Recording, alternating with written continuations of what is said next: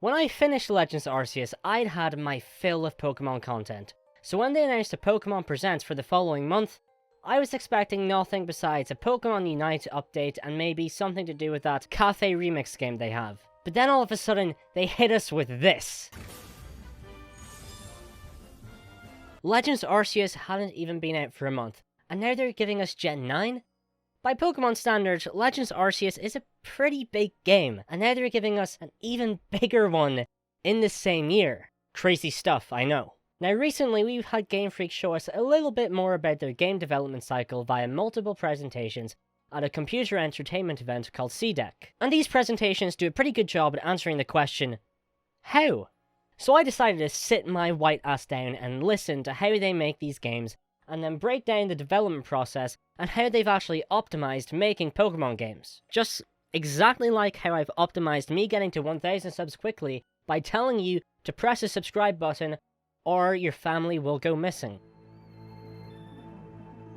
Okay, so the first presentation by Game Freak has been privated, and sharing any screenshots online is just prohibited. So the info is a little bit limited, I'll be honest. What we do know is that Game Freak introduced cloud storage for Pokemon models whilst developing Sword and Shield, and by the time they got round to making Scarlet and Violet, they had fully implemented a cloud pipeline. And according to the summaries given by the presenters, the cloud-based pipeline really helped to speed up their workflow.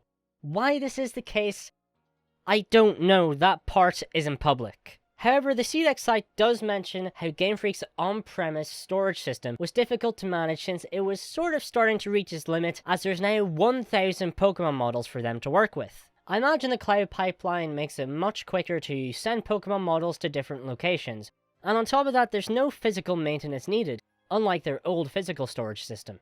There probably is more reasons a cloud pipeline is quicker, but that information isn't public and I'm not smart enough to know. Long story short, the cloud is quicker.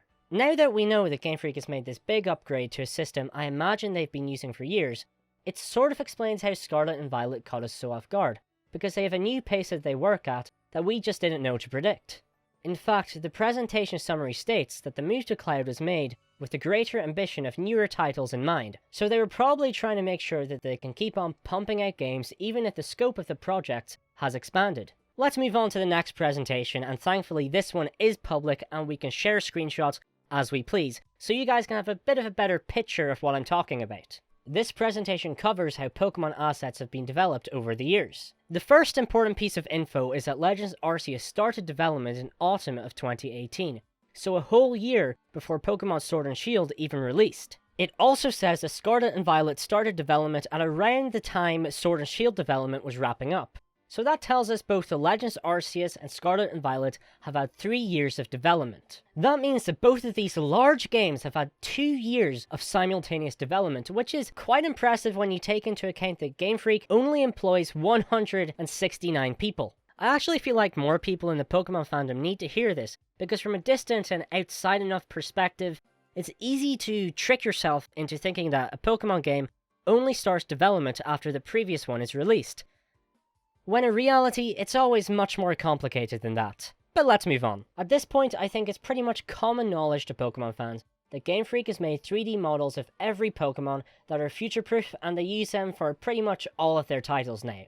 No, they don't make a new set of models each game. That would be a stupid amount of unnecessary work for any studio, no matter their size. We spoke before about the cloud pipeline. Well, this part of the presentation is about the effects pipeline, and how they can tailor the same Pokemon model to suit multiple projects that they're working on. These new pipelines are again much more efficient and lets developers apply shader effects and lighting effects to Pokemon at a much faster rate than ever before. I'll simplify all of this down a bit, and I don't want to seem like I'm patronizing you, the viewer. I was politely asked to leave computing GCSE, so take from that what you will. I'm just telling you the way I simplified it for myself so I could understand the information I was looking at. Okay, so it's kind of like they get a Pikachu model, then put a Legends Arceus Snapchat filter over it to give it that inky, ancient Japanese feel to it. Then they could put a Scarlet and Violet Snapchat filter over Pikachu to have it match the aesthetic of those games. Of course, it's much more complicated than that. The time and skill needed to make these filters is something that I am far from able to understand. I mean, just look at this screenshot. What on earth is going on here? Right, what this means is that potentially a Game Freak employee can clock in, use the effects pipeline to implement multiple Pokemon models into multiple different projects, all in the same work session. It could take a little bit longer than that, but the message is that it's much faster than it was before to work on different projects at the same time. Sorry, two spiders are having a territory war in the corner of the room, just watching this go down. Anyway, and here's what's cool. The whole effects pipeline I mentioned, that's not just for Pokemon. It can be used for character models too, and all the assets that make up the environment around you. The new pipeline has sped up so many aspects of how Game Freak just does things. Here's a flowchart of the effects being added to Legends Arceus, and the slide reads from right to left because it's in Japanese. And this chart applies to Scarlet and Violet as well, of course with different effects being applied. The pipeline is very much so a one-size-fits-all sort of thing. I get that it may be obvious to some of the game development inclined people that this pipeline also applies to the overworld, but I'm just making the distinction for the sake of the layman viewers like myself. Learning all this stuff has made me pretty optimistic for the future of Pokemon. If you just look at the Switch era of the games, you can see the fidelity of the models improve over time. Scarlet and Violet in particular have some great visual improvements. I mean, just look at this Magnemite. He's so shiny. On the other hand, the quality of the environments we traverse has sort of lagged behind a little bit in my opinion. But there has been a gradual improvement, I can't deny that. And knowing that the Pokemon models and environment assets have the same pipeline gives me hope that the way the environments look will eventually sort of bounce back and open world Pokemon games will look as good as we hope they would. I do look forward to the day I won't have to wince at some rough textures when I look at a trailer, like I sort of have been doing with Scarlet and Violet. But it is worth mentioning that YouTube compression does do Pokemon games really dirty. The last part of the presentation talks about how they've again streamlined the creation of new Pokemon models and how they apply animations to them. They've basically made a sort of Poke Rig that's divided into different building blocks as shown on the slide here. This allows developers to put together animation rigs much more easily. On top of that, the rigs are divided into different body types, for example, a dog-like, a dragon-like, a bird-like, etc, etc.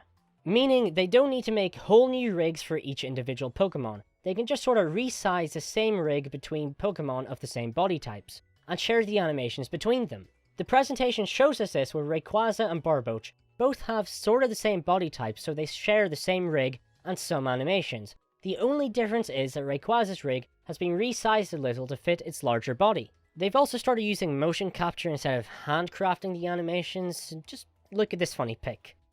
Having to make individual rigs and individual animations would be a major pain in the ass, so it makes sense that Game Freak has developed a system to do all of this as quickly as possible.